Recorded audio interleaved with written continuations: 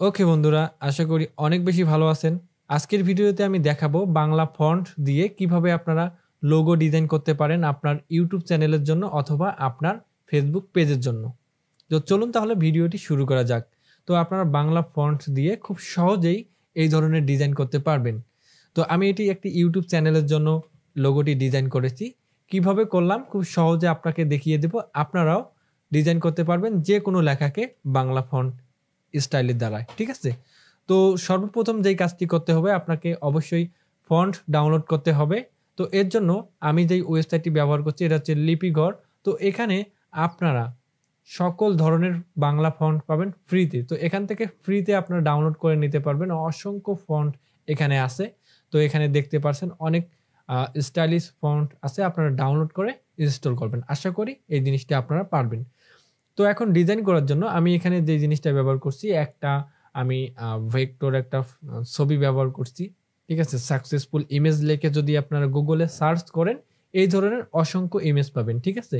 এবং এটি গুগলে আমি সার্চ করছি যে ফ্লাওয়ার ইমেজ লিখে সার্চ করছি ভেক্টর।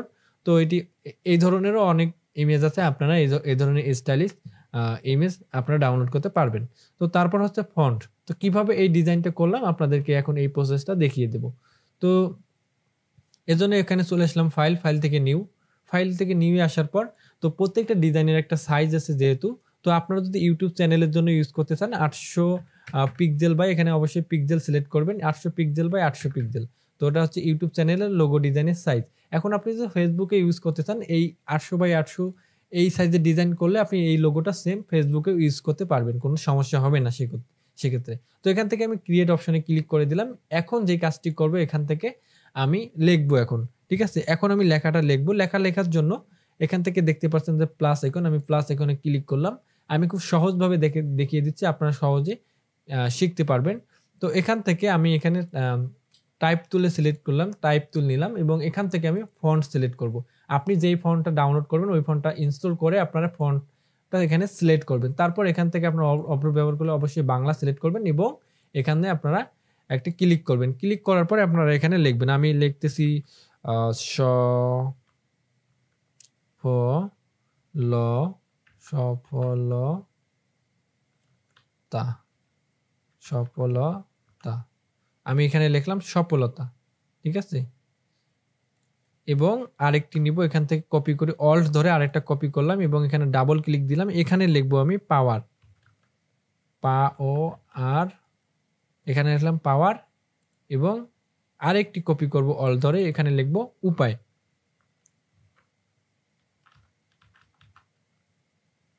এখানে লিখব উপায়, এখানে লিখলাম উপায়, ঠিক আছে? সফলতা পাওয়ার উপায়।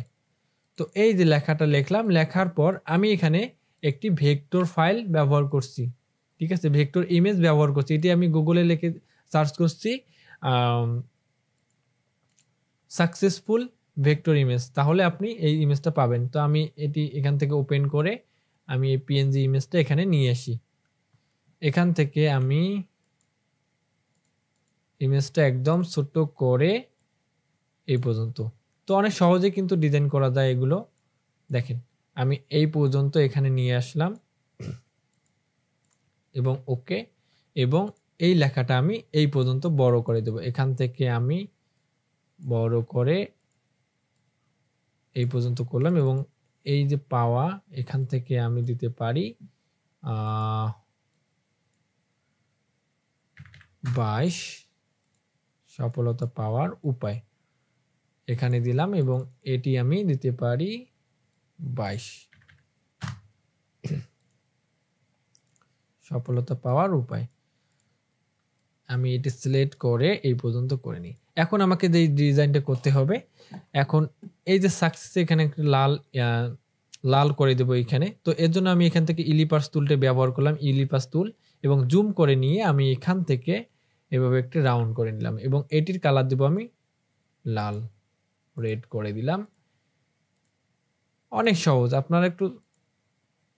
আপনারা আপনাদের ডিজাইনগুলো নিজে নিজেই করতে পারবেন আপনার চ্যানেলের, অথবা এটি এখান থেকে কপি করে আমি কিবোর্ডের অল্ট ধরে এখানে নিয়ে আসলাম এবং এখানে আরেকটি কাজ করব। এখান থেকে আমি পেন টুল দিয়ে আপনারা এখান থেকে পেন টুল সিলেক্ট করে শেপ সিলেক্ট করবেন এবং এখান থেকে এইভাবে একটা শেপ ড্রয়িং করবেন। করার পর এখান থেকে এটি রেড করে দিবেন এবং এই জিনিসটা আপনারা একদম শেষে দিবেন, ঠিক আছে?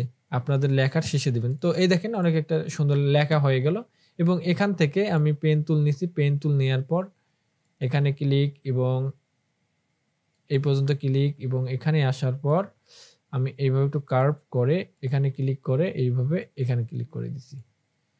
এখন আমি একটু ছোট্ট করে নেই সবগুলো ধরে আমি এই সমস্ত কিছু ধরে এইভাবে ছোট্ট করে আমি একটু নিচে নিয়ে আসলাম এবং ওকে করলাম এখানে। এরপর আমি এখানে একটা ফ্লাওয়ার একটা ব্যবহার করছি ছোট্ট। তো এই জিনিসটা আমি ধরে নিয়ে আসলাম। এটা আপনারা গুগলে পাবেন, সার্চ করলে পাবেন। এটা পিএনজি ফাইল, মানে পিএনজি আমি নিয়ে ডাউনলোড করছি। এখন এখানে যদি একটু আমি রেড করে দেই, এই রাউন্ড করে দেই, আমি এখানে দিলাম এবং এখান থেকে আমি রেড করে দিলাম। দেখেন হয়ে গেল ডিজাইন। এখন আমাকে এই লেখাটা ডিজাইন স্টাইল করতে হবে। এটা আমি সিলেক্ট করলাম, যেই লেখাটা আমি স্টাইল করব এটা সিলেক্ট করলাম, ঠিক আছে? সিলেক্ট করার পর আমি এই লেয়ারের এখানে ডাবল ক্লিক করলাম। ডাবল ক্লিক করার পর আপনারা এখানে দেখতে পাচ্ছেন স্ট্রোক, আমি এখানে স্ট্রোকে ক্লিক করে দিলাম। স্ট্রোকে ক্লিক করার পর এখানে দেখেন আমি স্ট্রোকটা রাখছি 5 এবং কি কালার রাখছি কি হোয়াইট। আমি যদি কালার এখান থেকে রেড করে দিই তাহলে আপনার পরিবর্তনটা বুঝতে পারবেন। তো আমি এখানে যে কাজটি করব একটু আবার প্রথমে তাই। তো আমি এখান থেকে এই পাওয়ার লেখাটা আমি এখানে রেড করে দেই এবং রেড করে দেওয়ার পর আমি এখান থেকে ডাবল ক্লিক করি। ডাবল ক্লিক করার পর আমি এখানে প্রথমে স্ট্রোকে ক্লিক করি। স্ট্রোকে ক্লিক করার পর আমি এখান থেকে হোয়াইট করে দিব। এখানে আপনার অন্য কালার দিলে বুঝতে পারবেন। তো আমি এখানে প্রথমে হোয়াইট করে দিচ্ছি, তারপর এখান থেকে ওকে করে দিচ্ছি এবং সেম একইভাবে নিচে আরেকটা স্ট্রোকে আমি ক্লিক করব। আরেকটা স্ট্রোকে ক্লিক করলে এখান থেকে আমি এই স্ট্রোকটা আমি এখান থেকে কি ব্ল্যাক করে দিছি এবং এখান থেকে স্ট্রোকটা আমি 11তে রাখছি, ঠিক আছে? স্ট্রোকটা আমি 11তে রাখছি। আর এখান থেকে আপনারা অবশ্যই নর্মালে রাখবেন জিনিসটা, ঠিক আছে? আর এখানে আপনারা আউটসাইড রাখবেন। তো আমার এই প্রথমে স্ট্রোক দেওয়া হয়ে গেল এবং সেম একইভাবে আমি নিচে ক্লিক করব, নিচেরটাই, ঠিক আছে? পাওয়ার উপায় এটা আমি ক্লিক করে কালারটা আগে চেঞ্জ করে নেব। আমি এখান থেকে রেড করে নিলাম এবং তারপর সেম একইভাবে এখানে ডাবল ক্লিক করব। ডাবল ক্লিক করার পর এখান থেকে আমি স্ট্রোকটা সিলেক্ট করলাম। তো আপনাদের যদি এতগুলো স্ট্রোক না থাকে, আপনাদের এখানে মেবি একটা স্ট্রোক থাকতে পারে। আমি একটু দেখাচ্ছি আপনাদেরকে।